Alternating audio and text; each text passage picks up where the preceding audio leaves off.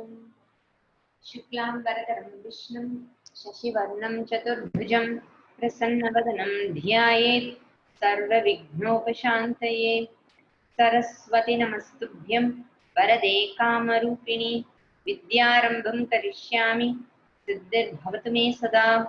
गुरुर्ब्रह्मा गुरुर्विष्णुः गुरुर्देवो महेश्वरः गुरुः साक्षात् परब्रह्म तस्मै श्री गुरवे नमः।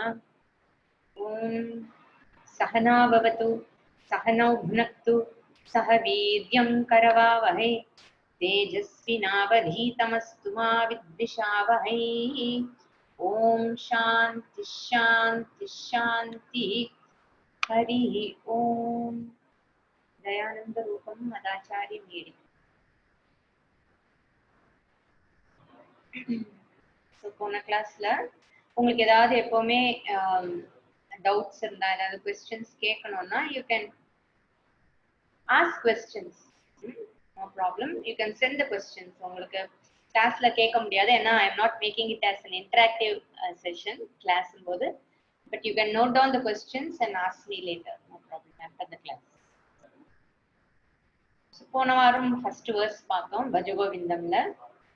ஸோ பஜகோவிந்தம் பஜகோவிந்தம்னு 3 தடவை ஏன் சொல்றோம் அப்படிங்கறது பார்த்தோம். நமக்கு ஒண்ணு வந்து எம்பசைஸ் பண்றதுக்கு பகவானை நினைக்கணும், யூ ஹாவ் டு மோட்சத்துல இச்சை வேணும். ஏன்னா சாஸ்திரத்தின் மூலமாக தெரிந்து கொள்ளப்படுவன் கோவிந்தன் சொன்னோம் இல்லையா. Govinda means the one who is known through the சாஸ்திரம்.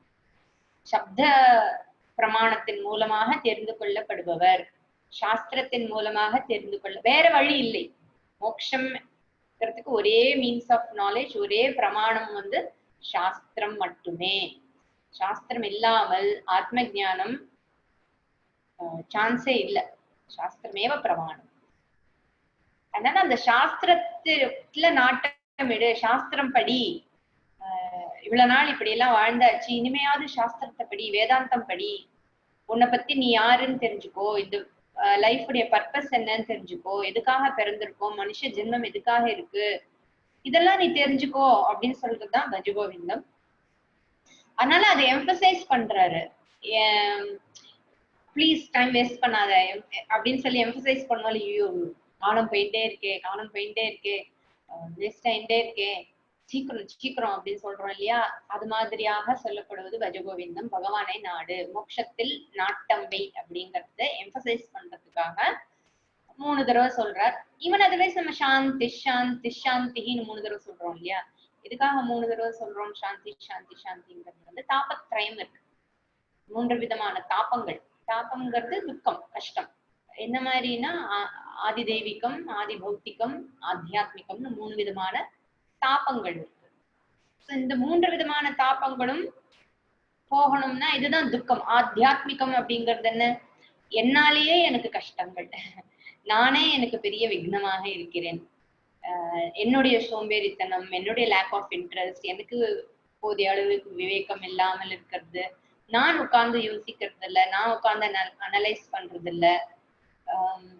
எவ்வளவுதான் எல்லாரும் எடுத்து சொன்னாலும் சில சமயம் என்னுடைய கவனம் இதுலயே தான் போயிட்டு இருக்கு. எனக்கே தெரியாம நான் வேற எதுல எல்லாமோ கவனத்தை செலுத்துறேன். எதுல முக்கியமான ப்ரையாரிட்டி கொடுக்கணுமோ அதுல நான் கொடுக்காம இருக்கேன்.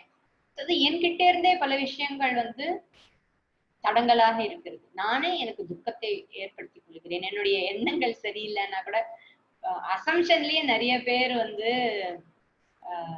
அசியூம் பண்ணிக்கிறது. யூனோ, அவங்களுக்கு என்ன பிடிக்கல, இவங்க அதனாலதான் என்ன இப்படி நடத்துறாங்க, இவங்க இப்படி இருந்தாதான் அப்படின்னு பார்ப்பாங்கன்னு நம்மளே பல கற்பனைகள்ல நமக்கு நாமளே துக்கத்தை நிறைய வரவழைச்சுக்கிறது.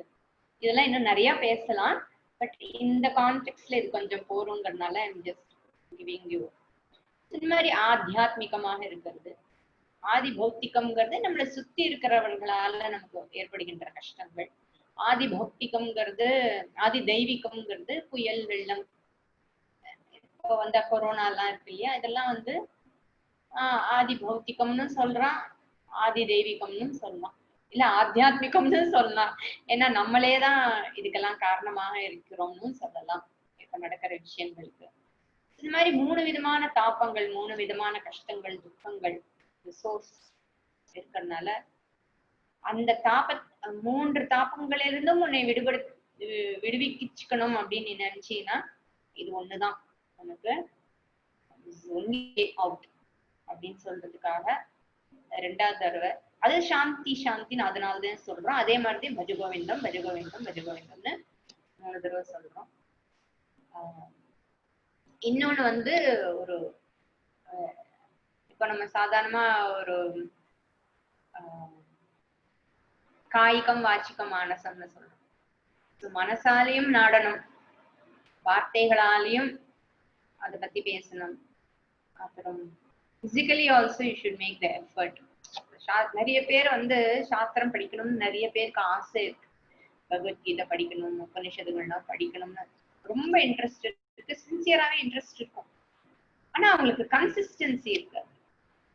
இன்னைக்கு ஒரு நாள் கிளாஸ்க்கு வந்தோம், ஓகே அடுத்த வாரம் வேற வேலை இருக்கு அப்படின்னு சொல்லிடுவோம்.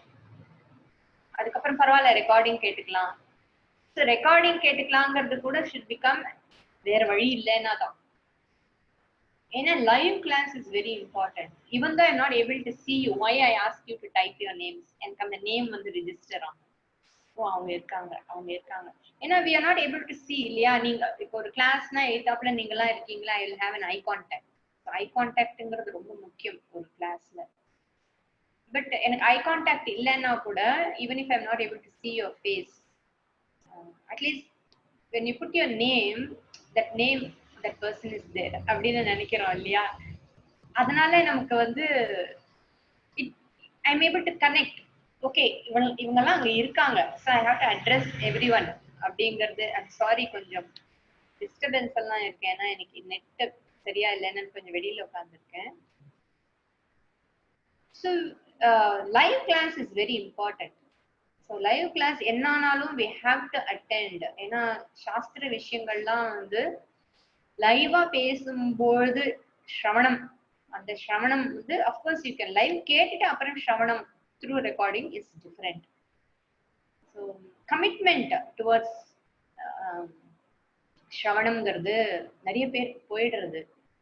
அதுவும் இல்லாம உடம்புக்கு முடியாம போறதுன்னு சொல்றோம், ஃபேமிலில ரெஸ்பான்சிபிலிட்டிஸ் சொல்றோம். அதனால we need lot of prayer. So when your sankalpa is strong, then your prayer also will be stronger இல்லையா. இப்போ இது நான் பண்ணணும்னு நினைச்சிட்டு இருக்கேன், என்ன ஆனாலும் நான் வந்து இந்த டைம்ல இதுக்கு உட்காருவேன் அப்படிங்கிறது. you need lot of grace, that is true. அதுக்கு வந்து நிறைய தெய்வானுகிரகம் வேண்டி இருக்கு, எஃபர்ட் நிறைய வேண்டி இருக்கு. ஸோ விவேகம் வைராகியம் பத்தி எல்லாம் நம்ம உங்களுக்கெல்லாம் இந்த Bhaja Govindam, if you really like this class and you like this, விவேகம்னா என்ன வைராகியம்னா என்ன அப்படிங்கறதெல்லாம் நிறைய டீடைலா பார்க்கலாம். இந்த தாபத்ரயம் இருக்கு. இன்னொன்னு வந்து காய்கம் வாச்சிக்கம் மானசம். வாக்காலையும் மனசால நினைக்கிறது பத்தாது, பேச்சிலையும் அது இருக்கும். அதை பத்தின பேச்சு இருக்கணும், அதை பத்தின சிந்தனை இருக்கணும், அதுக்கான பிசிக்கல் எஃபர்ட் இருக்கணும் அப்படிங்கிறதுக்காக 3 தடவை சொல்றது. அண்ட் பஜ்ஜுங்கிறது தாத்துக்கு வந்து சேவா பண்றதுங்கிற அர்த்தம் சொல்லியிருக்கோம் இல்லையா. சோ இந்த மாதிரி எல்லாம் படிக்கிறச்ச இத்தனை நாள் நம்ம ஸ்தோத்திரங்கள்லாம் பார்த்தோம், பகவானை ஸ்துதி பண்றது பார்த்தோம். ஆனா இது வந்து இட்ஸ் நாட் அ ஸ்துதி. நான் சொன்ன மாதிரி something for you to think about. உங்களை பத்தியே நீங்க அனலைஸ் பண்றதுக்கு நிறைய யோசிக்க வைக்கும். ஒவ்வொரு வருஷம் பார்த்தோம்னா பஜகோவிந்தத்துல நம்ம இப்படி பண்ணிட்டு இருக்கோமா, ஆமா ஆமா அப்படின்னு நம்மளை பத்தியே நிறைய யோசிக்க வைக்கக்கூடிய ஒரு அற்புதமான வேர்சஸ் வந்து பஜகோவிந்தம். ஸ்ரவணம் is very important. You have to keep on listening. அதுக்கப்புறம் ஸ்மரணம், you have to keep on thinking about it. என்ன படிச்சோம் இன்னைக்கு, என்ன சொன்னாங்க இன்னைக்கு, இந்த மாதிரி விஷயங்கள்லாம் இருக்கே, அது எப்படி என்னுடைய லைஃப்ல நான் வந்து கோரிலேட் பண்றது, கனெக்ட் பண்றது, இந்த மாதிரி நம்ம பண்றோமா, இப்ப நம்ம எப்படி இருக்கணும் அப்படிங்கிற சிந்தனையை ஏற்படுத்துறது தான் வந்து ஸ்ரவணம்ங்கிறது, சாஸ்திர ஸ்ரவணம். அண்ட் அதுக்கு we need lot of Ishwara's grace. அப்படிங்கறதுனால தான் சரண்டர் டு ஈஸ்வரா, பகவத் சிந்தனை இருக்கணும். பகவத் சிந்தனைனா with a prayerful attitude is called பகவத் சிந்தனை. இதெல்லாம் பண்றேனே பகவானே எனக்கு உன்னுடைய அனுகிரகம் வேணும் அப்படின்னு சின்சியரா கேட்கறது. ஏன்னா இது வரைக்கும் அர்த்த காமத்தை பத்தி கேட்டுட்டு இருந்த, இப்ப வந்து பகவானுடைய அனுகிரகம் வேணும்னு கேளு, இந்த விஷயத்துக்கு பகவானுடைய அனுகிரகம் வேணும்னு கேளு அப்படிங்கிறது Bhaja Govindam. You have to surrender. That is what okay, அது மத்த வேர்ஸ் எல்லாம் வரும்போது அதை பத்தி சொல்றான். So மூட, ஹே மூட, ஹே deluded one, இப்படி என்ன நடக்கிறதுன்னு கூட புரிஞ்சுக்காம நீ இப்படி பண்ணிட்டு இருக்கியே, மூட ஜஹீஹி தனாகம கிருஷ்ணா அப்படிங்கிறது அடுத்த வருஷ. ஃபர்ஸ்ட் வருஷ பஜகோவிந்தம் பஜகோவிந்தம் கோவிந்தம் பஜ மூடமதே சம்பிராப்தே சந்நிகிதே காலே நகி நகி ரக்ஷதி டுக்ரிஞ்ச் கரணே. இதுதான் போன வருஷம் நம்ம பார்த்தது. யமன் கிட்ட வரும்போது, உன்னுடைய காலம் கிட்ட வரும்போது, நீ பண்ணின இந்த நீ சேர்த்து வச்ச இந்த சொத்துக்களோ, நீ படித்த படிப்போ, ஹிஸ்டரி, ஜியோகிராஃபி, பிசிக்ஸ், கெமிஸ்ட்ரியோ, இதெல்லாம் உனக்கு வந்து பிரயோஜனப்பட போறது இல்ல. உன் மனசுல எதை வந்து உருவேற்றி வச்சிருக்கியோ,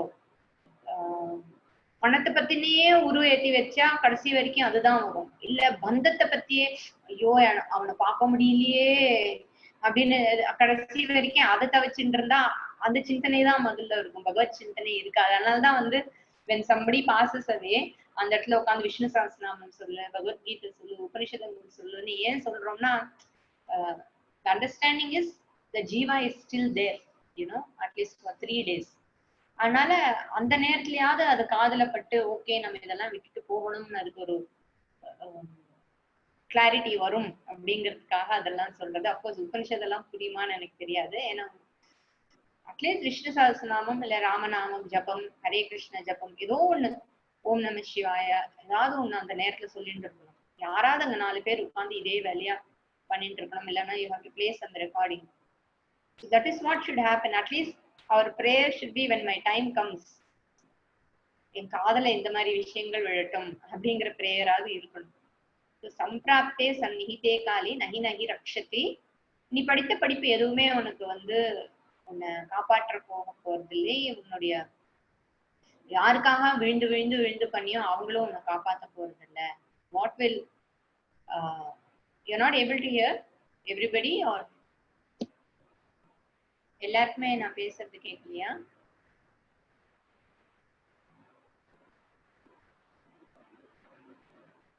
ஓகே. எல்லாரும் வந்து பகவத் சிந்தனைய சின்ன பிள்ளைந்தே அந்த விதைய போட்டால்தான் கடைசியில அந்த ஓகே கடைசியில அந்த சிந்தனை நமக்கு வரும். ஃபர்ஸ்ட் வர்ஸ் சம்பிராப்தே சந்நிகிதே காலே நஹி நஹி ரக்ஷதி டுக்ருன்கரணே. செகண்ட் வர்ஸ் மூட ஜஹீஹி தனாகம த்ரிஷ்ணாம் குரு சத்புத்திம் மனசி வித்ரிஷ்ணாம் யல்லபதே நிஜ கர்மோபாதம் வித்தம் தேன வினோதய சித்தம் भज गोविन्दं भज गोविन्दं गोविन्दं भज मूढमते. Moodha, a deluded one. Jahihi, jahihi means give up. Give up what? Moodha jahihi dhana agama trishnam. Dhana means wealth. Agama means setvekil. Agama. Trishna means longing.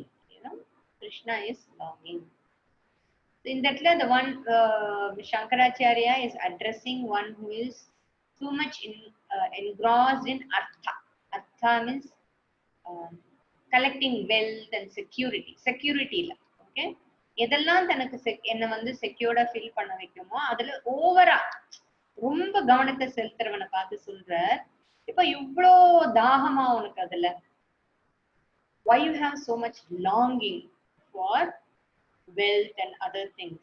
So he says give up the trishna, the longing. He doesn't say give up wealth. Remember this, okay? இதை நீங்க notice பண்ணணும். நிறைய பேர் வந்து வேதாந்தம் படிச்சா எல்லாத்தையும் விட்டுட்டு வரணும், எல்லாத்தையும் போட்டுட்டு வரணும் அப்படின்னு எதை விட சொல்றாங்க? வேதாந்தம் படிக்கும்போது எதை விட சொல்கிறார்கள்? பெரியவங்க எல்லாம் நம்மளை எதை விட சொல்றாங்க? எல்லாத்தையும் விட்டுட்டு வானா என்ன அர்த்தம்? எல்லா பந்தத்தையும் விட்டுட்டு வான் தான் அர்த்தமே தவிர அந்த பந்தம் இருக்கக்கூடாது, அந்த பெயின் இருக்கக்கூடாது, அந்த பசைய மட்டும்தான் விட சொல்றாங்க. only that longing has to be given up. So you will give up the longing only when you understand, ஓ இதெல்லாம் உண்மையாவே எனக்கு செக்யூரிட்டி கொடுக்காது, இது உண்மையாவே எனக்கு வேண்டிய பாதுகாப்பு கொடுக்காது. உண்மையான எனக்கு பாதுகாப்பு எதுன்னா அது பகவானுடைய நாமம் தான், அது வந்து சாஸ்திர ஞானம் தான் அப்படின்னு தெரிந்து கொள் அப்படிங்கிறதுக்காக சொல்றதே தவிர he doesn't say give up wealth, he said give up the trishna for wealth. dana agama trishna. So longing க்கும் desire க்கும் there is a big difference. எல்லாருமே ஆசை வந்து எல்லா கஷ்டத்துக்கும் ஆசைதான் காரணம்னு சொல்லுவாங்க. ஆசைப்படுறது ஒரு தப்பே கிடையாது. You can desire for anything. We have இச்சா சக்தி. இச்சை என்பது ஒரு சக்தி. இது வந்து மனுஷனுக்கு மட்டும்தான் ஸ்பெஷல். ஒரு மிருகங்களை பார்த்தோம்னா அதோட இச்சை வந்து எதை மிஞ்சி போனா புல்லு வேணும்னு கேட்கும், இல்ல மிஞ்சி போனா பிஸ்கெட்டு பால் வேணும்னு கேட்கும், அவ்வளவுதான் அது கேட்கும். அது வந்து மற்ற விஷயங்களுக்கு it cannot desire, but a human being has, மனுஷனுக்கு மட்டும்தான் இச்சா சக்தி. இச்சா இஸ் சக்தி. You can desire for anything. அதனாலதான் கோவில்ல பார்த்தோம் இல்லையா, இச்சா சக்தி, கிரியா சக்தி, ஞான சக்தின்னு அந்த பிரகாரத்தை பிரதட்சணமா வரும்போது you will see in some Devi temples you would have noticed. So kriya shakti, once you have an icha, then you have to convert it into action in order to fulfill your desire. Nala kriya shakti, the ability to do whatever you want. And jnana shakti, you need the knowledge to fulfill your desire. அது அடையறதுக்கு எனக்கு என்ன மாதிரி ஞானம் வேணும், என்ன மாதிரி கர்மா பண்ணணுங்கிறதுக்கே ஒரு ஞானம் வேணும், என்ன மாதிரி இச்சை படணுங்கிறதுக்கும் ஒரு ஞானம் வேணும். So like this, icha shakti, kriya shakti, jnana shakti irukku. அந்த சக்தி has to be utilized to the maximum. But it should not bind you. கட்டி போட்டு ஒரு இடத்துல நான் கிளாஸ் அட்டென்ட் பண்ணோம்னா கூட அட்டென்ட் பண்ண முடியல, ஒரு ஜபம் பண்ணோம்னாலும் பண்ண முடியல. இதுதான் மெயின். ஆக்சுவலி என்னால பூஜை பண்ண முடியணும்னா முடியல, மற்றதுலாம் வந்து டைம் கொடுக்க வேண்டியிருக்கு. அப்படிங்கும்போது you have to set your priorities from the beginning. இன்னைக்கு வந்து நான் இந்த டைம் எனக்கு பூஜைக்குன்னா அந்த நேரத்துல அதை முடிச்சுட்டு I will dedicate this time only for this. அங்கதான் உங்களுடைய free will இருக்கு. That is where you need to be assertive. Anyway, assertiveness பத்தி பேசினா நிறைய பேச வேண்டியிருக்கும். But that is how you have to decide your life. To give up longing. This longing will really it will actually take up all your energy. அதனால தாகம் வேண்டாம். பொறுப்பு இருக்கணும். பணம் சம்பாதிக்கணும் பண்ணணும் அப்படிங்கிற பொறுப்பெல்லாம் நமக்கு ரொம்ப முக்கியம். Because being a grihastha, only a grihastha has the responsibility and the right also to earn money. நம்ம பார்த்தோம்னா நம்மளோட சொசைட்டில பிரம்மச்சரிய, கிரகஸ்த, வானப்பிரஸ்த, சந்நியாச 4 ஆசிரமம் இருக்கு. இதுல கிரகஸ்தன் ஒருத்தன் தான் சம்பாதிக்கிறான். பிரம்மச்சாரிக்கு சம்பாதிக்கிறதுக்கு டைமும் கிடையாது, ரைட்டும் கிடையாது. He has to commit himself to studies. Then grihastha ashrama, where you have to commit only in earning. Then comes vanaprastha ashrama, where you have to retire from whatever you have been doing. You have to put an end to all that. And then sannyasa ashrama, definitely no. So grihasthan தான் அந்த மத்த 3 ஆசிரமத்தையும் support பண்றவன் கிரகஸ்தாசிரமம். So நிறைய பேர் வந்து கிரகஸ்தாசிரமத்தை கேவலமா பார்ப்பாங்க. ஓ கல்யாணம் பண்ணிட்டு சம்சாரத்துல இருக்கான, அவன் கல்யாணம் பண்ணிட்டு சம்சாரத்துல இருக்கிறதுனாலதான் இட் இஸ் ஒன்லி த கிரகஸ்தா ஹூ இஸ் ஆல்சோ, அவனால மட்டுமாதான் நம்மளுடைய கலாச்சாரத்தையும் பக்தியையும் நம்மளுடைய ட்ரெடிஷனையும் எல்லாத்தையும் வளர்க்கக்கூடியது அவன்தான். அவன்தான் குழந்தைகளை தயார் பண்ணி அவன்தான் அந்த குழந்தைகளுக்கு எல்லாம் நல்ல ஒரு சொசைட்டிக்கு கான்ட்ரிபியூட் பண்றது only a grihastha. So we have to, one should never feel bad about being a grihastha. There's nothing to be ashamed of. Oh, sannyasi avanga mari nama illa. You can have the sannyasa attitude, you know. Sannyasa is an attitude, it's not just a lifestyle. With the sannyasa attitude you can be in a grihastha ashrama. சம்பாதிக்காதேன்னு சொல்லல, only the trishna, சம்பாதிச்சுதான் ஆகணும். கிரகஸ்தன் சம்பாதிச்சுதான் ஆகணும். ஏன்னா கிரகஸ்தன் தான் தான தர்மங்கள் எல்லாம் பண்ணக்கூடிய சக்தி கிரகஸ்தான் மட்டும்தான் இருக்கிறது. So one has to earn, but give it away. அதனாலதான் வந்து ரொம்ப அப்படியே பூட்டி பூட்டி வைக்காத, தானம் பண்ணு, எல்லாருக்கும் கொடு. See some people know they will come to Swamiji. எங்களோட குரு கிட்ட கூட வந்து சொல்லுவாங்க, கொஞ்சம் வேதாந்தம் படிச்சா ஆரம்பிச்சோடனே தே வில் சே, சுவாமிஜி எனக்கு சம்பாதிக்கிறதுலாம் இஷ்டம் இல்லை, நான் பாட்டு ஆசிரமத்துல வந்து உட்கார்ந்துக்கிறேன் அப்படின்னா. It is not easy to come and sit in an ashram not doing anything. You need, அதுக்கு வந்து ஒரு பர்டிகுலர் ஸ்டேட் ஆஃப் மைண்ட் வேணும், ஒரு மெச்சூரிட்டி வேணும். வெறும்னு ஆசிரமத்துல உட்கார ஆரம்பிச்சா என்ன ஆகும்? அந்த மெச்சூரிட்டி, மோட்ச இச்சை இல்லாமல் ஆசிரமத்துல உட்காரலாம். அப்புறம் சாம்பார்ல உப்பு இல்ல, காலையில அதே நேத்திக்கு போட்டு அதே பிரேக்ஃபாஸ்ட் இன்னைக்கு போடுறாங்க, இட்லி கல்லு மாதிரி இருந்தது, நைட்டுக்கு டின்னர் இதுக்கு பதிலா வேற கொடுக்கலாம். ஆசிரமத்துல உட்கார்ந்துட்டு சேம் திங் வில் கோ. இன்னும் 2 தடவை காஃபி கொடுத்தா நல்லா இருக்கும். அப்புறம் அவன் வந்து எதுக்கு இப்படி வரான், அவன் ஏன் அதை பண்ணான், இது இப்படி இருக்கக்கூடாது, இதெல்லாம் வந்து இந்த மரம் ஏன் இங்க இருக்கு, இந்த செடி ஏன் இருக்கு, நான் வச்ச செடியில இருந்து நீ ஏன் பூ எடுத்த. The same people will do the same thing even after coming and sitting in an ashram. So ஆத்துல என்ன பண்ணிட்டு இருந்தானோ அதை ஆசிரமத்துல உட்கார்ந்து பண்ணிட்டு இருப்போம். So you need a lot of maturity even to leave everything and come and simply sit in an ashram. It's not easy. So இருக்கிற இடத்துலயே வந்து சுவாமிஜி என்ன சொல்வார்னா, இல்லப்பா நீ சம்பாதி. இவ்வளவு நாள் நீ உனக்கு சம்பாதிக்க இஷ்டம் இல்லையா, இத்தனை நாள் நீ உனக்காக சம்பாதிச்சுட்டு இருந்த, இனிமே கொடுக்கறதுக்காக சம்பாதி. So whatever you are going to do now, you earn that money. If you think you have enough money, you earn and give it as dana. So that is what Swamiji used to say. So one grahasthan வந்து கிரகஸ்தாசிரமத்துல உட்கார்ந்துட்டே வெட்டியா உட்காருதுங்கிறது ரொம்ப, it's very dangerous. So being in a grahastha-ashrama, one should perform one's duty definitely. Whatever duties you have to. அதை வந்து compromise பண்ணக்கூடாது. So Bhagavan here is saying, give up the longing. அதுக்கு இருக்கிற அந்த திருஷ்ணாவை எடுத்துடுப்பா.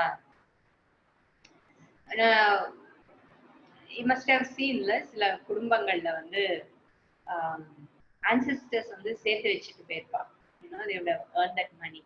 அந்த குடும்பத்துல யாராவது ஒரு பையனோ ஒரு பொண்ணோ இருக்கும், வந்து உட்கார்ந்து சம்பாதிச்சதெல்லாம் செலவு பண்ணி நாசம் பண்றதுக்குன்னே somebody will be there in that family, you know. So why does that happen? யோசிச்சு பார்த்தோம்னா, பணத்திலேயே ரொம்ப கெட்டியா ஒரு பைசா குறைஞ்சா கூட ஐயோ ஐ ஃபீல் இன்கம்ப்ளீட் அப்படிங்கிற மாதிரி ஒரு டென்ஷன் ஆகி, ஒரு ஆங்ஸைட்டி வந்து எல்லாரையும் கோச்சுண்டு அந்த மாதிரி இருக்கிறவங்களுக்கு என்ன ஆகும்னா, என்னுடைய பணம் கடைசியில என்னால இதை அனுபவிக்க முடியாம போறேனே அப்படிங்கிற எண்ணத்தோட போறவங்க அதே குடும்பத்துல பிறந்து அதையே உட்கார்ந்து சாப்பிட்டு அழிச்சிட்டு போயிடுவாங்க. They will just, their only purpose is to enjoy that money. So even if you say பொறுப்பா இருன்னா கூட கேட்க மாட்டாங்க. Because they think this is, எங்க தாத்தா சேர்த்து வச்சது, நான் செலவு பண்றேன், நீ யாரு கேட்கறது. See, the person will be born. See, நீங்க நினைக்கலாம், என்ன மேம் நீங்க தானே சொன்னீங்க ஜந்துனா நரஜென்ம துர்லபம், எப்பவோ ஒரு தடவை தான் மனுஷ ஜென்மம் கிடைக்கிறதுன்னு. Sometimes the manushya will be born like this with some punyam, but they will be wasting that also.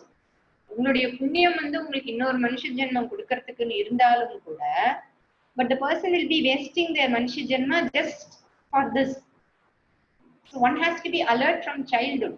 சின்ன குழந்தையில இருந்தே priority should be for shastram and for ஈஸ்வரா. மத்ததெல்லாம் செகண்டரி. வந்த இடத்துல மத்ததெல்லாம் செகண்டரி. இதுக்கு எனக்கு என்ன வேணுமோ அதுக்குதான் நான் சம்பாதிக்கிறேன், அதுக்கு என்ன வேணுமோ. ஸோ தான தர்மம். அப்புறம் of course you have to really take care of your சில்ட்ரன் வெரி வெல் அண்ட் ஆல்சோ யுவர் செல்ஃப். ஏன்னா தான தர்மம் கொடுக்குறேன்னு நம்ம நடுத்தருக்கு வந்துடக்கூடாது. You have to take care of your self also, because nobody will help a grihastha. இப்ப கிரஹஸ்தா மேக்ஸ் அ மிஸ்டேக், அறிவில்லையா அப்படின்னு தான் கேட்பாங்க. Grihastha be very careful. இந்த கருப்பு பணம்லாம் அந்த காலத்துலயும் இருந்தது. அந்த சொம்புக்குள்ள குடத்துக்குள்ள எல்லாத்தையும் போட்டு வீட்டுல புதைச்சு வச்சு, அப்புறம் அதை சுத்தி ஒரு பாம்பு வேற. ஆல்வேஸ் இந்த பொக்கிஷம் நிறைய இருக்கிற இடத்துல பாம்பு இருக்குன்னா அடியில ஏதோ பொக்கிஷம் இருக்கும்பாங்க. ஏன்னா அதை காப்பா புசு புசுமா அது கிட்ட வந்தாலே எடுக்க விடாது. So you will be born as a snake to protect your money. So attached to the money, the person will be born like that.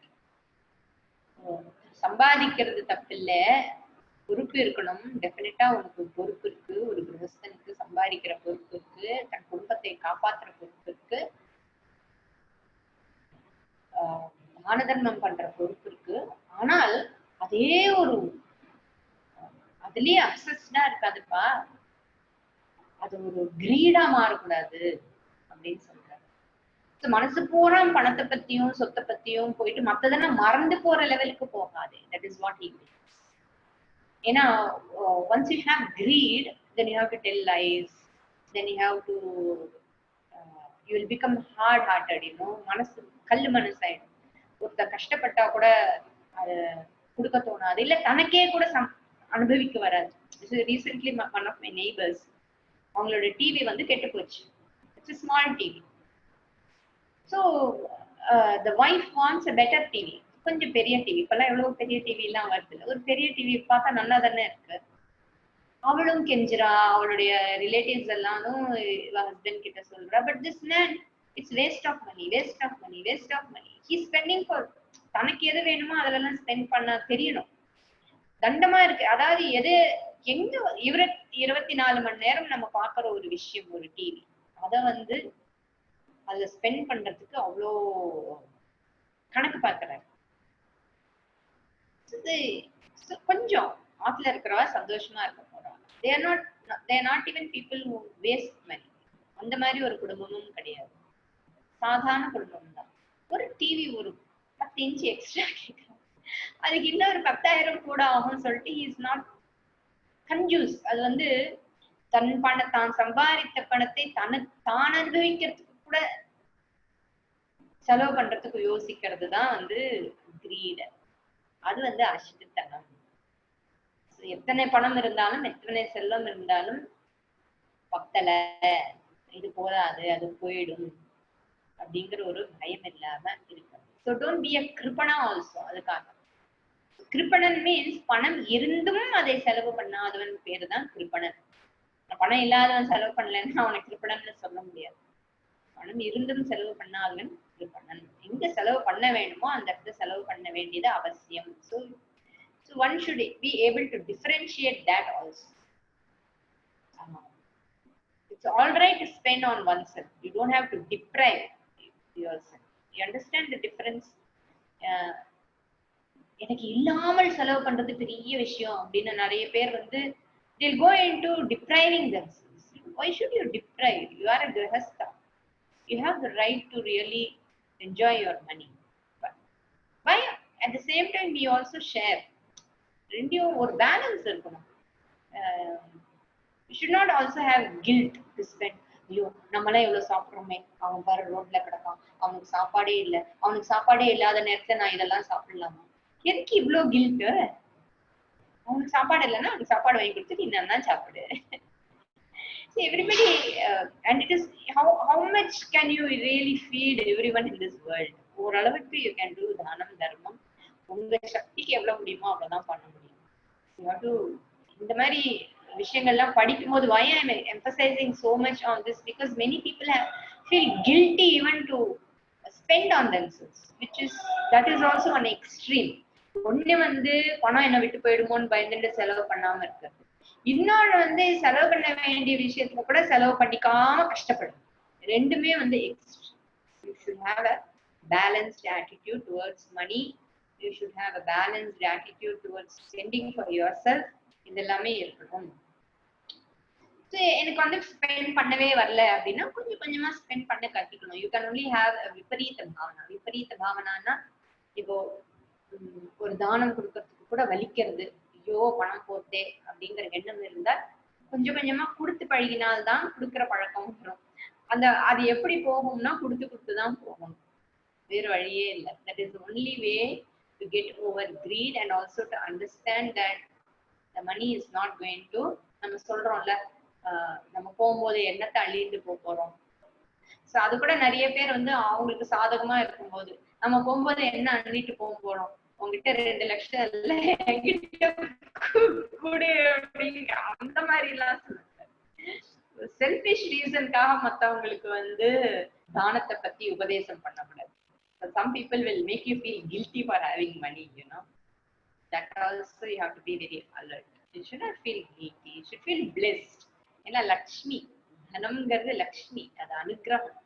அந்த லக்ஷ்மியை எப்படி ஹேண்டில் பண்ணணுங்கிறது you need Saraswati knowledge for that. Okay. So மூடஜஹீஹி தனாகம Krishna குரு சத்புத்தி மனசி வித்ருஷ்ணா. மனசுல சத்புத்திய வளர்த்துக்கோ. சத்புத்திங்கிறது என்ன? தானம் பண்ணணும்.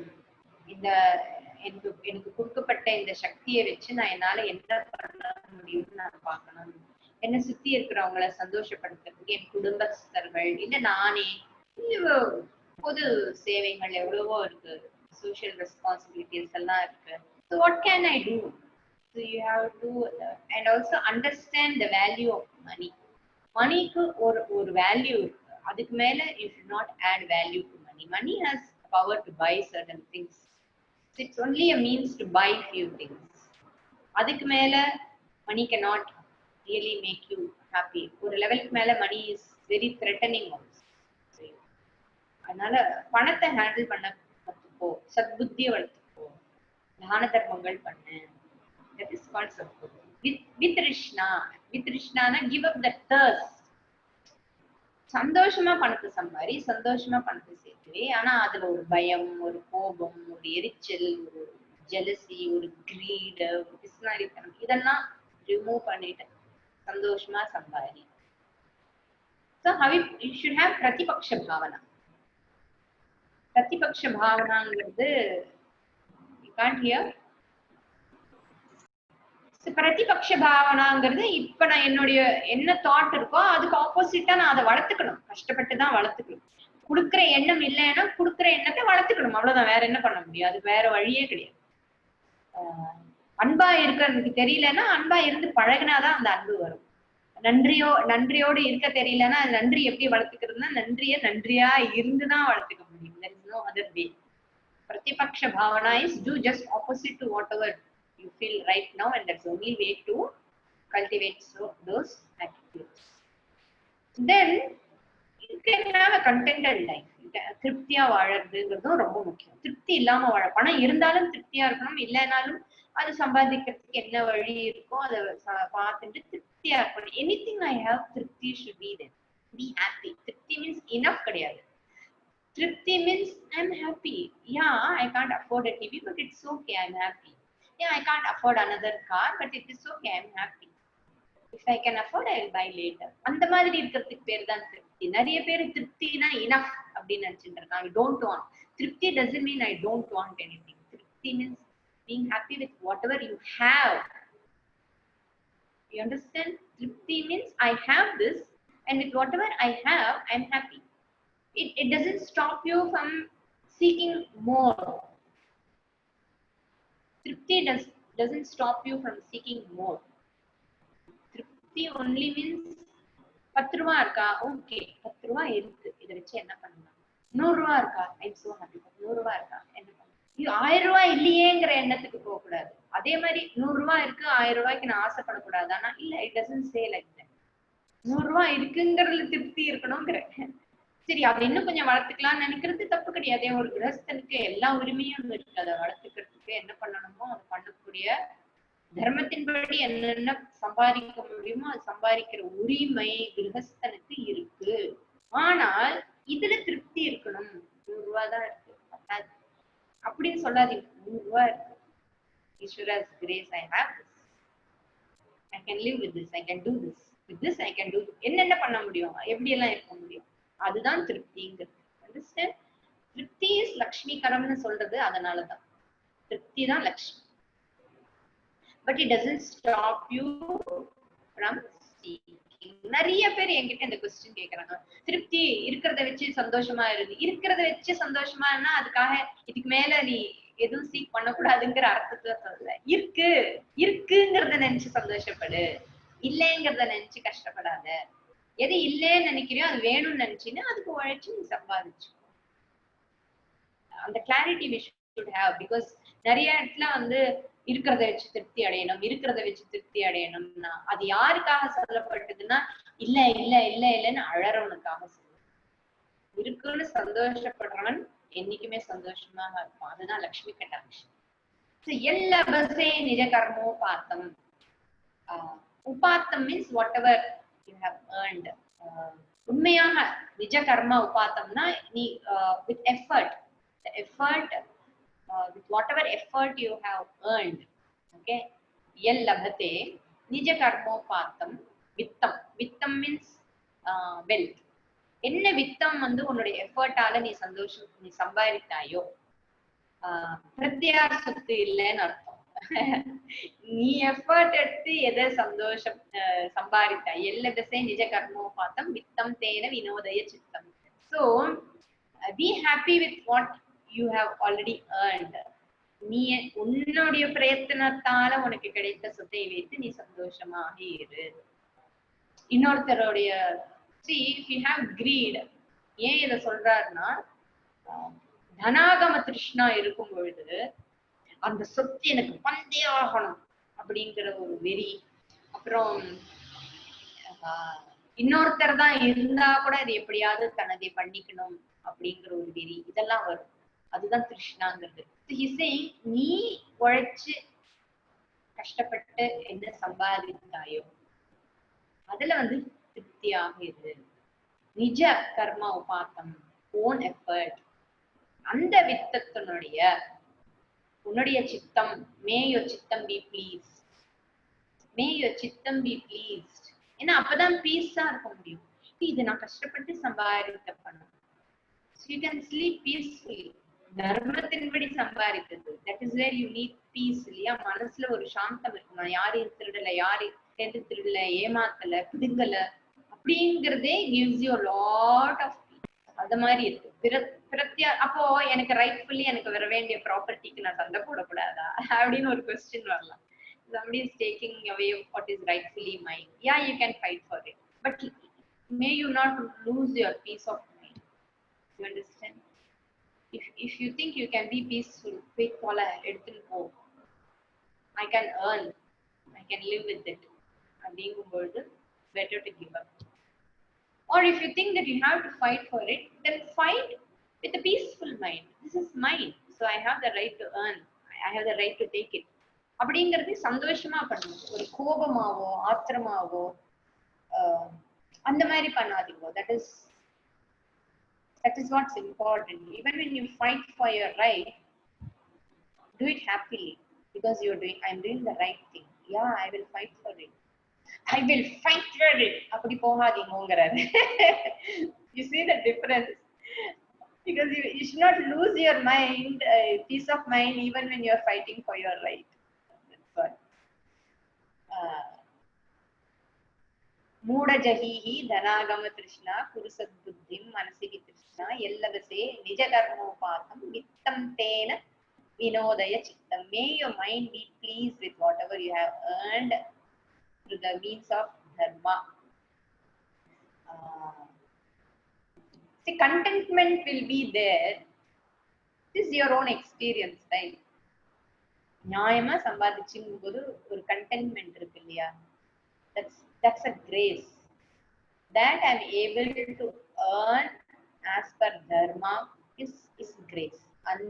அந்த piece of mind எனக்கு இன்னைக்கு பகவான் கொடுத்திருக்கார். எனக்கு அந்த மாதிரி ஒரு குணத்தை கொடுத்திருக்காரு, அந்த மாதிரியான ஒரு புத்தி எனக்கு பகவான் கொடுத்திருக்கார் அப்படிங்கிறது grace. And something you have to feel blessed about it. Thank God, I'm so blessed, I have this buddhi அப்படிங்கிறது, that is grace. And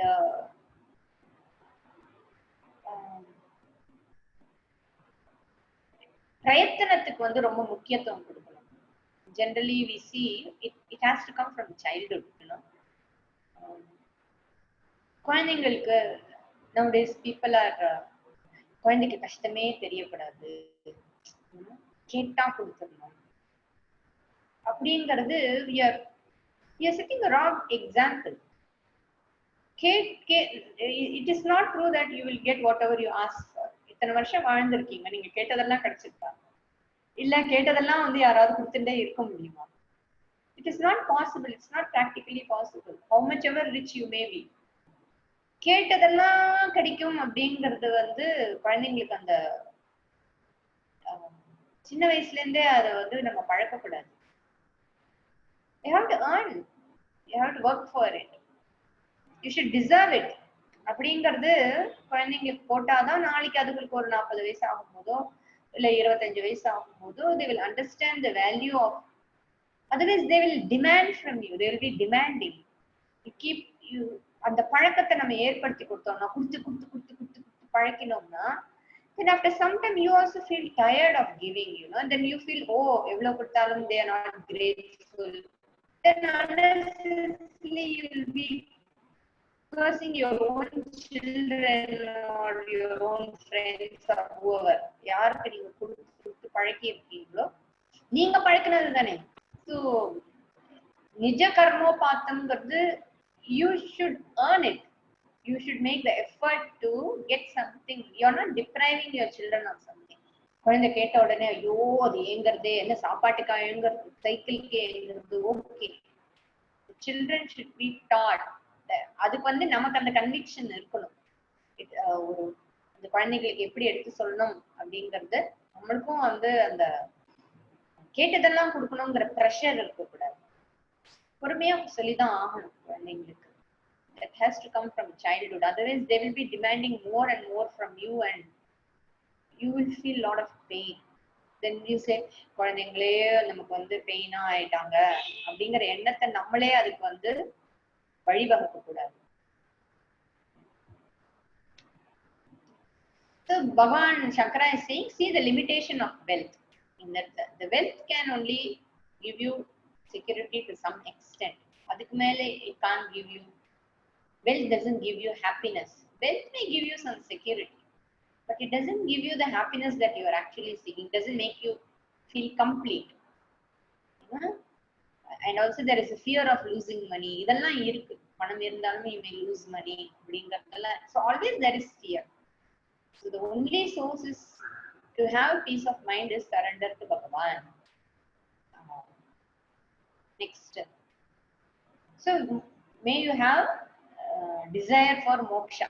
So this you have to supply in every verse. After every verse. Yeah, படுத்துக்கோ. ஒன்னும் பிரச்சனை இல்ல. எனக்கு அங்க சிக்னலே வரல. பாதி கேக்குது பாதி.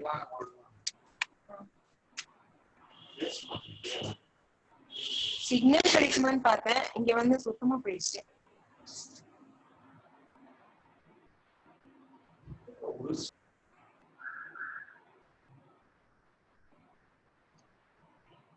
So he spoke about wealth. Okay, how?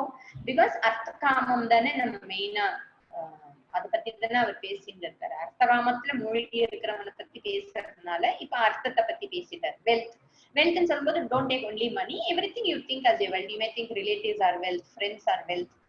எதெல்லாம் நீங்க wealth, எதெல்லாம் உங்களுக்கு செக்யூரிட்டின்னு நினைக்கிறோங்களோ எல்லாத்தையுமே இதுல எடுத்துட்டு வரணும். Okay. Then third verse. नारीस्तनभरनाभिदेशं दृष्ट्वा मागामोहावेशम् एतन्मांसवसादिविकारं मनसि विचिन्तय वारं वारं भज गोविन्दं गोविन्दं भज मूढमते. So in the previous verse, he spoke about Artha. In this verse, he is addressing Kama. Kama means anything that gives you pleasure. Any pleasure is Kama. நீங்க ரொம்ப maximum pleasure அப்படின்னு எல்லாருக்குமே ஒரு மனுஷனுக்கு இருக்கிறதுன்னா it's an attraction towards the opposite sex. A man feels attracted towards woman, a woman feels attracted towards man. It's not talking about general attraction. Shouldn't I feel attracted? Next question. He's talking about the longing, you know, the longing about having women or having men. And the longing apatti inga pesraru. Nari stana bhara. Stana means breast. And நாபிங்கிறது navel. So இன்னைக்கு வந்து நாரி ஸ்தனபர நாவி தேசம், that area, looking at her breast and looking at her abdomen, navel area, தொப்புள் தெரியறது, அதெல்லாம் பார்க்கும்போது ஒரு longing இருக்கு இல்லையா? நாவி ஸ்தனபர நாவி தேசம் திருஷ்டுவா, அதை பார்த்து Maha மோகாவேஷம், may you not be overcome by lust by looking at that அப்படின்னு சொல்றாரு.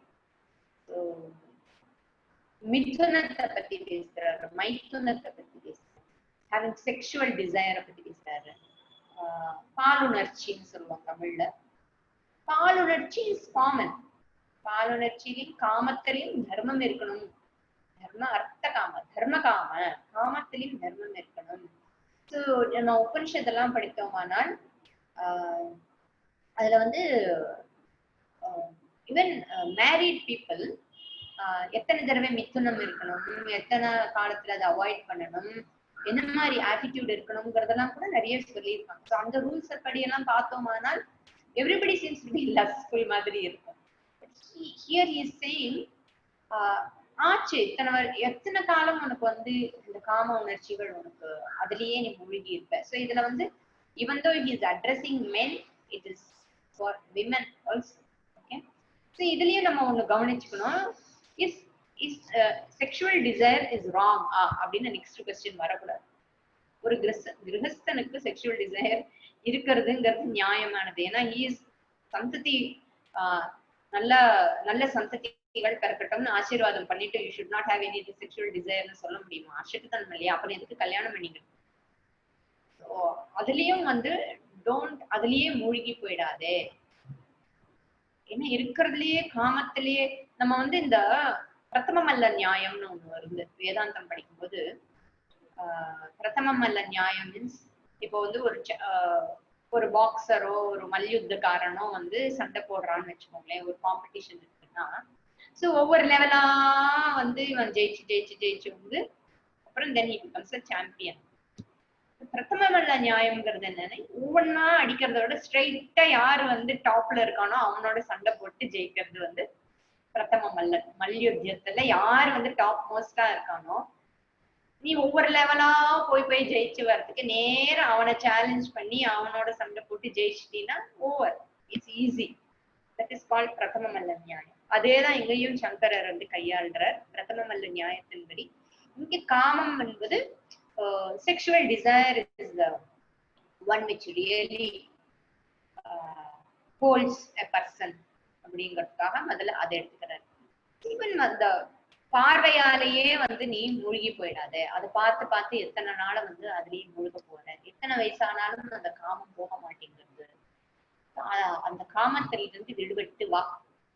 காமத்திலிருந்து எப்படி விடுபட்டு வருது? நாரி ஸ்தனபர நாவித்வேஷம், மாமா மோமாவேஷம், ஏதன் மாம்சவசாதி விகாரம். இதெல்லாம் வெறும் மாம்சம், இதெல்லாம் ஃபிளஷ் தான். அதுவும் வந்து ஒரு நாள் வந்து பூமி குடையில போட்டா மக்கி போகக்கூடிய விஷயம். இது வெறும் மாம்சம். சுவாமிஜி யூஸ் டு சே, பூஜ்ய சுவாமிஜி இந்த மேட்ரிமனி எல்லாம் கொடுக்கும் பொழுது போட்டோவை பார்த்து கண்ணு நன்னா இருக்கு, மூக்கு நன்னா இருக்கு, இது கலர் எப்படி இருக்குன்னு எல்லாருக்கும் ஒரு skeleton அனுப்புவீங்க. You see, you just said, who will look at the skeleton? Skeleton is same for everyone, right? Every skeleton looks same. So what makes the difference is the flesh and the blood. And the flesh and blood is nothing. அது வெறும் மாம்சம் தான். அந்த மேல இருக்கிற தோலை உரிச்சுட்டா, தோல் இல்லைன்னு வச்சுக்கோங்களேன், தோலை உரிச்சுட்டா அதை பார்க்க முடியுமா? இந்த கவர் மேல இருக்கிற சட்டை, அந்த கவரை எடுத்துட்டா who will look at each other? Nobody will look at each other. People will run away from each other. Ethan mamsavasadi vikaram, it's only just flesh and blood. So அதுக்கும் ஒரு வரம்பு இருக்கு. Even mithanam should be done as a duty, as a responsibility to produce good children. அதுல வந்து அதுக்காக shouldn't I have any pleasures in life? No. மறுபடியும் ராபம் வச்சுக்கோங்க, கிரகஸ்தனுக்கு அந்த உரிமை இருக்கு. இது வந்து ஒரு கிரகஸ்தனுக்கும் சொல்லப்பட்டிருக்கு, இல்ல சன்னியாச ஆசிரமத்திலையும் வானப்பிரஸ்த ஆசிரமத்திலையும் பிரம்மச்சரிய ஆசிரமத்திலையும் இருந்துட்டு இந்த மாதிரி எண்ணம் இருக்கிறவங்களுக்கும் சேர்த்து சொல்லப்பட்டிருக்கு. Okay, understand that. So இதெல்லாம் படிச்சுட்டு you should not carry guilt. This teaching is not meant for you to add to your guilt or make you feel guilty. எதுவுமே ஒரு வரம்பு வச்சுக்கோ அப்படிதான் சொல்றேன். Okay, because if you read மகாபாரதத்துல பார்த்தோம்னா ஒரு பெண் வந்து காமத்துக்கு ஏங்கக்கூடாது. ஒரு பெண்ணும் சரி ஒரு ஆணும் சரி அவனுடைய காமம் புகுவன் காயத்ரி சொல்லுன்னு சொல்லுவான். காமம் ஒரு ஒரு ஆணுக்கு ஒரு பையனுக்கு அவன் மனசுல காமம் புகறதுக்கு முன்னாடியே அவனுக்கு வந்து பகவானை போட்டுருக்கும், காயத்ரி ஜபத்தை போட்டுருக்கும். அதே மாதிரி ஒரு பெண்ணுக்கு மனசுல காம உணர்ச்சி வர ஆரம்பிக்கும் பொழுதே அந்த வயசுலயே கல்யாணத்தை பண்ணி வச்சிருந்தோம்னு சொல்றது. அதனால அந்த காலத்துல கொஞ்சம் ஏஜ் அட்டன் பண்ணோடனே அந்த கல்யாணம் பண்ணி வைக்கிறதுன்னு வந்ததுக்கு காரணமே என்னன்னா அந்த காமம் விரகத்தில் ஒரு பெண் இருக்கக்கூடாது, விரகத்தில் ஒரு ஆண் இருக்கக்கூடாது. ஏன்னா அந்த ஏஜ்ல இட்ஸ் ரைட்ஃபுல் டிசையர். அது வந்து தவறான வழியில போயிடக்கூடாது. அது வந்து ஒரு அதனால மேரேஜ் வாஸ் சீக்ரெட் அண்ட் என்னானாலும் you should stick to each other அப்படிங்கிற சில ரூல்ஸ் எல்லாம் வச்சிருந்ததுக்கு காரணம் அதுதான். It was a legitimate way of expressing, legitimate way of enjoying அப்படின்னு வச்சிருந்தது. நாரிஸ்தனபர நாவித்யேஷம் திருஷ்வா மாஹா மோகா வேஷம்ங்கிறது வந்து lustful people, not for ordinary people. And ஒரு பர்டிகுலர் வயசுக்கு மேலேயும் அது இருந்ததுன்னா அதை குறைச்சிக்க வேண்டிய நேரம் வந்தாச்சு. வெறும் மாம்சம் தான், ஒரு மாம்சத்துக்கு எவ்வளோ இச்சை அப்படின்னு சொல்றாரு. அண்ட் அதனால்தான் அதுல வந்து அந்த லாயல்ட்டி எல்லாம் வருது. மேரேஜ்ல வந்து being loyal to each other, being committed all your life. ஏன்னா marriage itself was seen as a means for moksha. You understand? Marriage also was a means for moksha. Together, both of you should grow together. Both of you together should grow out of it certain things. அதுதான் slowly it will lead to vanaprastashram. ஒரு particular age வந்து okay இதெல்லாம் எனக்கு போதும், இதுல வந்து அத்தனை ருச்சி இல்லை, இதுல இருந்து நம்ம விடுபட்டு வரணும்னு ஒரு பர்டிகுலர் ஏஜ் வந்து then you become matured, then விவேகம் வைராகியம் எல்லாம் வர்றதுக்கு அது அனுகூலமா இருக்கு. சோ மாஹா மோகாவேஷம் அப்படிங்கிறது என்னன்னா அது வந்து உணர்ச்சி வசப்படுதல்னு சொல்றோம்ல. மோகாவேஷம்ங்கிறது உணர்ச்சி வசப்படாதே, அது இல்லாமல் என்னால இருக்க முடியாதுங்கிற அந்த இதுக்கு போகாதே அப்படிங்கறத இந்த வர்ஸுடைய meaning. So first verse was about artha and second verse was about kama. So அர்த்தத்தை பத்தி பேசும்போது கூட it's not just wealth. பணத்துக்குதான் எல்லாருக்கும் பந்தம் இருக்கு, பணம் மேலதான் கிரீட் இருக்கு அப்படின்னு நினைக்க வேண்டாம். எது மேல வேணாலும் இருக்கும். ஒரு சிலருக்கு வந்து காயின்ஸ் எல்லாம் சேர்த்து வைக்கிறதுல ஒரு கிரீட் இருக்கலாம், பழைய டப்பா எடுத்து வைக்கிறதுலயும் ஏதோ ஒரு people feel secured, you know. எதுக்கும் இருக்கட்டும் எல்லாம் எடுத்து வைக்கிறது, you know. People just can't let go of things. Somehow certain things make you feel very secured. அதுவும் வந்து ஒருத்தனை கட்டி போடும். ஒரு சிலருக்கு பணத்துல இச்சை இல்லாமல் இருக்கலாம், வேற எதுலயாவது இருக்கும். நிறைய துணி சேர்த்து வைக்கிறதுல இருக்கலாம், இல்லைன்னா லேண்ட் வாங்கி போடுறதுல இருக்கலாம், இல்லைன்னா கோல்டு வாங்கி வச்சுக்கிறதுல இருக்கலாம். it may vary from person to person. Furnituresல இருக்கலாம். So it could be different for different people. But நான் முதல்ல சொன்ன மாதிரி பிரதமம் அல்ல நியாயம். எது ரொம்ப ஒருத்தனை கட்டி போடுங்கிறது பார்த்தோம்னா இட்ஸ் வெல்த். அதனால அதுல இருந்தே நீ வந்து விடுபட்டுட்டீங்கன்னா மற்றதெல்லாம் ஒண்ணுமே இல்லை, சின்ன விஷயம், வெரி ஈஸி அப்படிங்கிறது சங்கரருடைய உபதேசம். உபதேசா இஸ் தட் भज गोविंदम गोविंदम भज मूढ़मते संप्राप्ते सन्निहिते काले नहि रक्षति दुःखकरणे मूढजहि धनागम तृष्णां कुरु सद्बुद्धिं मनसि वितृष्णां यल्लभसे निज कर्मोपातं वित्तं तेन विनोदय चित्तम्. नारीस्तनभरनाभिदेशं दृष्ट्वा मोहावेशम्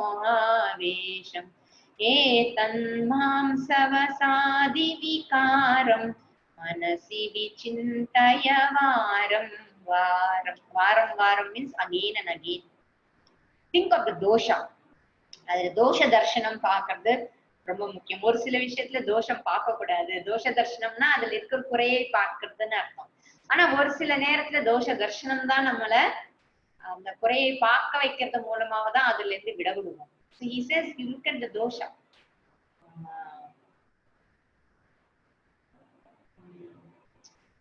லைக் அதுக்கான விபரீத பாவனை எடுத்துன்னு வருது இதுலயும் வந்து.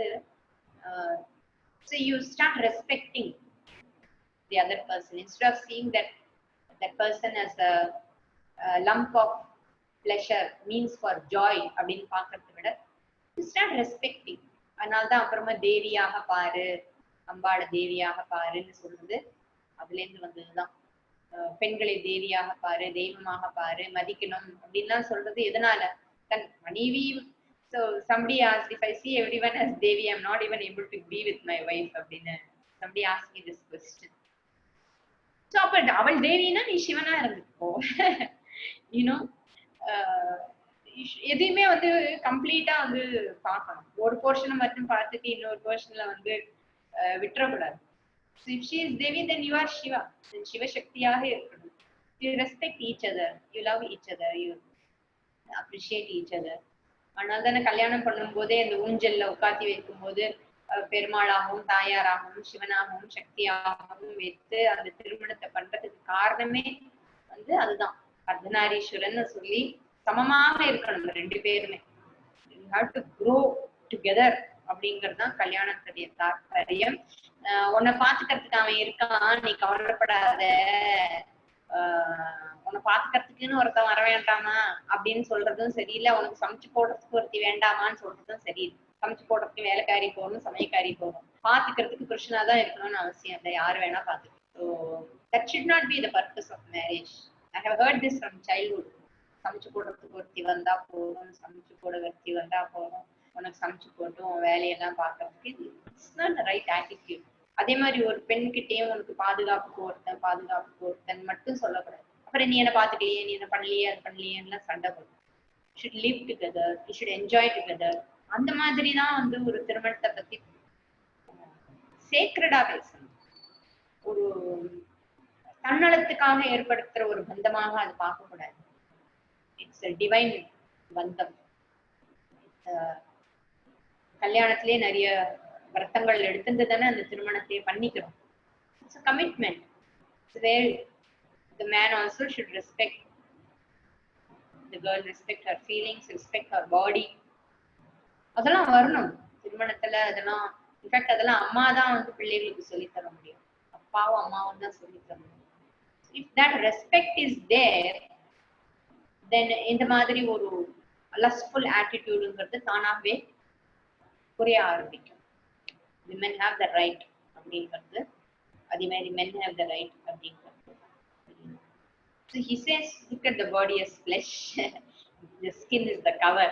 Without the cover, you can't look at yourself also. Forget about looking at somebody else. You can't even stand in front of a mirror. Oh my God, my life is ruined because I have a pimple level வந்து அந்த அளவுக்கு அந்த தேகத்துல அபிமானம், தேக அபிமானம், தேகத்து மேல தன் மேலேயே ஒரு ஓவரா அட்டாச்டா. Even self-love is also a pain. Even that a person has to come out of it. You see, என்னதான் இந்த உடம்ப நீங்க கட்டி கட்டி காப்பாத்தினாலும், கிரீமை போட்டு, ஷாம்புவை போட்டு, சோப்பை போட்டு, பளபளபளா க்ளோயிங் ஸ்கின் எல்லாம் சொன்னாலும், the glow should be out of Atma Tejas. The glow that a person should have should be of bhakti. பக்தினால தேஜஸ் இருக்கணும், அன்பினால தேஜஸ் இருக்கணும், நிறைய அந்த ஆன்மீகத்தினால தேஜஸ்.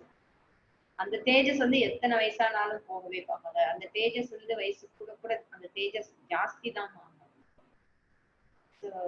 person should not even pamper one's own body